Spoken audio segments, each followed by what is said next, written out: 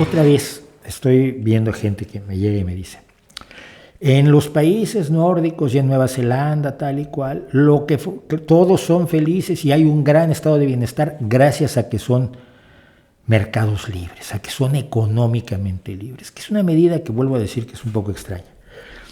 Y yo siempre digo, mira, no porque el mercado crea riqueza, pero para repartirla necesitas un gobierno de izquierdas.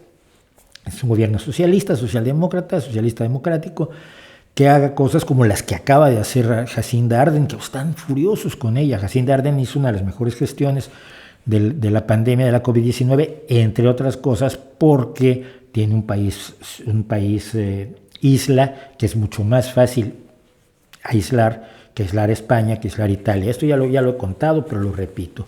Aislar España era muy difícil cuando tenías creo que 53 vuelos diarios desde Italia, donde estaba el epicentro europeo de la pandemia, y con la cantidad de gente que llegaba a todos los aeropuertos internacionales españoles todos los días, lógicamente España sufrió enormemente la pandemia. Hoy hemos podido ya constatar, y hoy lo comentaba con seriedad alguna investigadora, que aproximadamente un tercio de los resultados de la pandemia ha sido producto de las acciones de los políticos, de las decisiones de los gobernantes, de las mascarillas y la distancia social, y el confinamiento, el no confinamiento, el cerrar hostelería o el cerrar conciertos y cines, etcétera.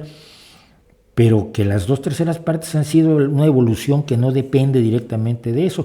Claro, todos los opositores quieren golpear a los gobiernos diciendo que no hicieron lo que debían cuando nadie sabía que debía hacerse, y todos los que son absolutamente incondicionales de sus gobiernos quieren decir que hicieron todo perfectamente bien, cuando evidentemente ningún gobierno actuó bien porque nadie sabía cómo actuar. Una situación totalmente novedosa. Tú improvisas, todo el mundo improvisó, algunos mejor, otros no tan bien. Pero Jacinda Ardern acaba de informar que, bueno, digamos, un proyecto que ya tenía, y es miembro del Partido Laborista, que es Partido Socialdemócrata, parte de la Internacional Socialista, entran en vigor dos cuestiones fundamentales que además ahora ella considera que son esenciales para impulsar la salida de la crisis de la COVID-19. O sea, aumento del salario mínimo en Nueva Zelanda e aumento de impuestos a los más ricos y a las grandes corporaciones de Nueva Zelanda. Entonces, algunos están felices porque creen que está casi instaurando el comunismo, cosa que no, ni de lejos.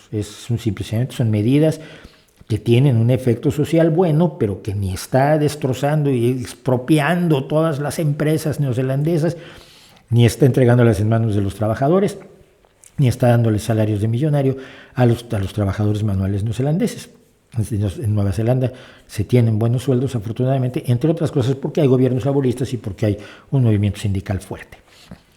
Entonces, bueno, la gente está preocupada por Jacinda Ardern, y entonces quieren atribuirle las ventajas de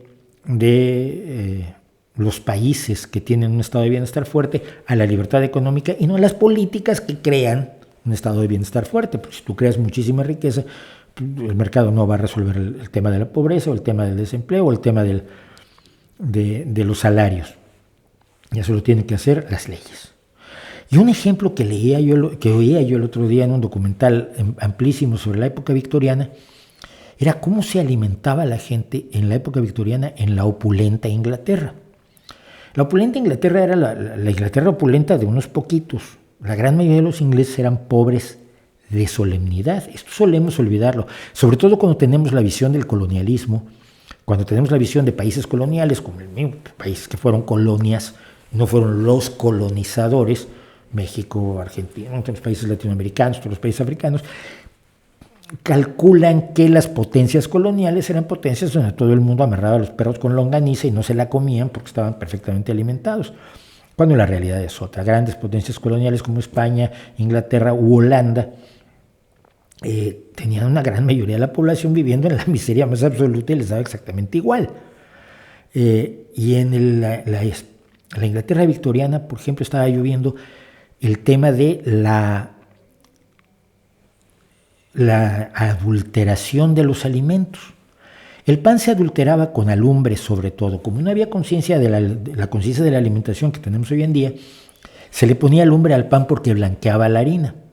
Aparte de que ocupaba espacio de la harina y por lo tanto pues ahorrabas, porque la lumbre era más barato que el trigo, por supuesto, era pan más blanco, entonces tú podías vender pan más oscuro como si fuera pan blanco, vendiéndolo a precio más alto y además vendiéndole a la gente pues menos trigo de aquel que estaban pagando porque le estabas dando alumbre, y sobre todo yeso o escayola y lo que en México llamamos blanco de España, que no me acuerdo cómo se llama aquí, pero creo que se llama blanco, yeso de Francia o algo por el estilo. En cada país tiene un nombre distinto que se refiere a otro país. Pero son productos minerales blancos que se mezclaban con la harina y durante décadas se vendía el pan adulterado a todos los británicos. Un poco de alumbre igual no te hace nada, pero cuando comes las cantidades de alumbre que se sabe hoy que se utilizaban en la adulteración del pan, y cuando la gente no comía más que pan, o sea, el pan no se usaba para hacer sándwiches como hoy, el pan era la comida. Si comías ese pan durante años, acababas muriendo de desnutrición porque no tenía los suficientes nutrientes para mantener la vida, independientemente de que el exceso de alumbre podía causar problemas digestivos graves. La leche se adulteraba con bórax, ácido borácico, que tiene una capacidad extraordinaria. Si tú le echas bórax a la leche agria, compensa, el bórax es altamente alcalino, compensa la acidez de la leche agria, de la leche que se está descomponiendo, y por lo tanto cuando la vuelves a oler dices, huele a leche fresca, y por lo tanto se podía vender leche en descomposición a la gente, sobre todo porque así lo recomendaban los grandes nutriólogos de la época o los grandes gurús domésticos de la época. Había una señora Beaton, por ejemplo, que era muy importante. Se escribía en las revistas y las amas de casa hacían lo que decía la señora Beaton. La leche era fundamental para los niños, entonces a los niños se les daba leche con bórax y leche adulterada con otras cosas, incluido yeso y por supuesto con cantidades importantes de agua, de echarle agua a la leche para que rinda más y para hacer mejor negocio. Porque esto es el libre mercado, tú puedes vender lo que se te dé la gana, no tienes ninguna obligación hacia los consumidores. Entonces los niños bebían bórax y se calcula que murieron por problemas digestivos causados por el ácido borácico. Lo veía en el documental alucinante, alrededor de 500,000 niños británicos durante la época victoriana, la época del esplendor colonial británico, la época en que el dinero entraba a espuertas al Reino Unido, a los dominios de la reina Victoria, que estaban igual en la India que en Australia, que en Nueva Zelanda, que en todas las Indias occidentales, en las Bahamas, en Jamaica, en las Bermudas, en Canadá. Era el gran imperio. Y la gente se moría de desnutrición, se moría por problemas digestivos debidos a la adulteración de dos de los principales alimentos del momento, el pan y la leche. Aquí había un elemento además que es importante porque se refiere a cuestiones que hoy tenemos mucho en cuenta. Se había roto la cadena donde el señor que plantaba el trigo lo llevaba al molino, le molían el trigo, recogía su harina, él hacía el pan y él te lo vendía. Lo que se había hecho es precisamente romper la cadena de producción y generar al agricultor que vendía el trigo, al molinero que hacía la harina, que se la vendía al panadero, que en la ciudad vendía el pan. Porque el agricultor no podía ir a Londres o a Birmingham o a Liverpool a vender el pan. Así que esto era, además, no es que fuera un proyecto malévolo de alguna conspiración, es que era necesario para mantener una cadena comercial razonable. Pero no había control en ninguno de los puntos, entonces el agricultor podía adulterar el trigo, echándole piedras, por ejemplo. Yo de pequeño todavía me tocaba comprar 1 kilo de arroz, de frijol, de alubias negras, y limpiarlo, porque traía piedritas.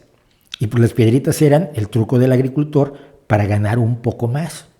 Y uno expulgaba directamente las alubias, las judías, los frijoles, los porotos, porque traían piedrecitas.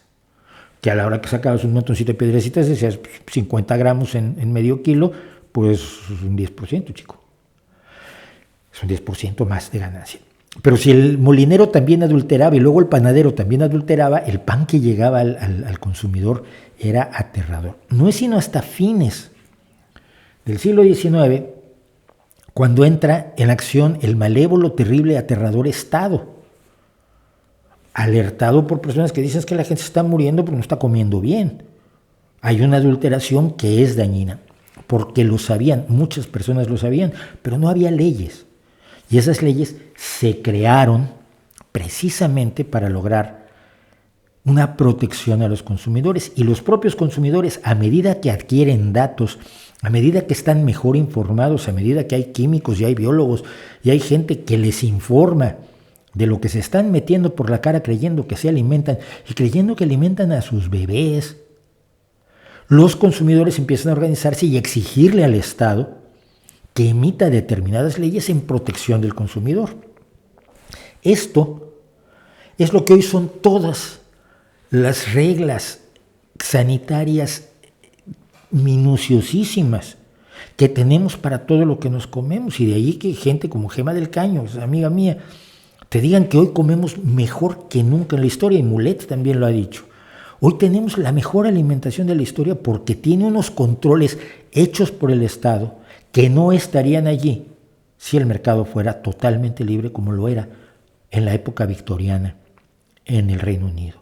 Y quien usa este ejemplo, que lo uso porque estoy hablando de un documental en concreto que vi, lo tiene en todos lados. Es decir, seguramente pasaba lo mismo en Francia, en Italia, en España, en Estados Unidos, en México, en Buenos Aires, en Santiago de Chile, en todos lados. Era la gloria del laissez-faire, laissez-passer, el dejar pasar del mercado totalmente libre que quieren algunos libertarianos, los anarcocapitalistas, etcétera, etcétera. Esos que dicen que el Estado no debe interferir en la economía y que debe dejar que las fuerzas, la mano invisible del mercado, resuelva todo. Y entonces ahí tenemos gente como la que en Twitter hace poco, cuando estábamos comentando la terrible situación del precio de la insulina, que la insulina que cuesta 12 euros en España cuesta 2.600 euros en Estados Unidos o algo así, eran 60 y tantas veces más. No me hagan caso con las cifras las voy a poner luego en el segmento que hagamos de esto, pero vamos, que el aumento del precio de la insulina en Estados Unidos es tal que la gente usa menos de la que le recetan para estirar la dosis, pero lo que está haciendo es matarse. Y mucha gente está muriendo por no tener la suficiente dosis de insulina que necesita. O va y la compra en México porque en México es más barata. Y hablábamos de esto y decíamos que es una situación en la que el Estado, el gobierno estadounidense debería intervenir porque está matando gente. Simplemente se está matando gente aumentando los precios sin que haya cambiado el producto. Es decir, son aumentos de precios meramente como estrategia comercial para tener más ingresos. Me apareció un listo que me dice, no, pues esto lo arreglará el mercado rápidamente. La crisis de la insulina en Estados Unidos comenzó en 2001. ¿Cómo lo va a arreglar el mercado? Rápidamente, que en 20 años ha muerto una pila de gente que no puede comprar suficiente insulina. La creencia ciega en tus ideologías, en tus doctrinas económicas que la realidad no sustenta, es tan peligrosa como las creencias en las pseudomedicinas, como las creencias en la magia, en las adivinaciones, en los videntes. Es peligrosísimo y es lo contrario precisamente al realismo radical del que hablábamos al principio de este streaming. Así que ahí les dejo esos historias de horror del libre mercado, hay muchas más. Por ejemplo, el laissez-faire fue uno de los elementos que provocó la hambruna de las patatas, de las papas en Irlanda a mediados del siglo XIX fuera tan aterrador y matara a tantísimas personas. De eso hablaremos quizás otro día. Hola, soy Mauricio José Schwartz, gracias por su visita. Para disfrutar más videos del Rey va desnudo y cosas que sabemos como estos, y para estar informado de nuestros estrenos y nuestros streamings, no olvide suscribirse y activar las notificaciones.